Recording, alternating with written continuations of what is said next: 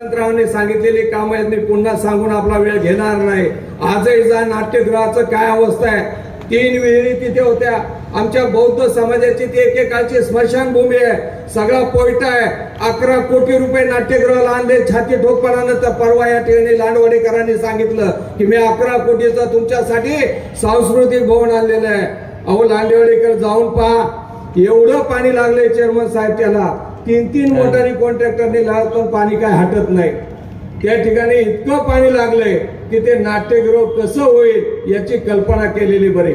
आणि तेही कुठल्या दिशेला आहे. मगाशी वसंतरावनी सांगितलं की ज्या ठिकाणी नाट्यगृह पाहिजे तिथे तुम्ही गार्डन केले आणि जिथे गार्डन पाहिजे होते तिथे नाट्यगृह केलेलं आहे. चुकीची दिशा आहे. कुठलीही काही त्यांना कल्पना नाही, या गावचा अभ्यास नाही, या गावचा इतिहास माहित नाही, परंतु काम करण्याचा धपाट्या या ठिकाणी सुरू ठेवलेला आहे.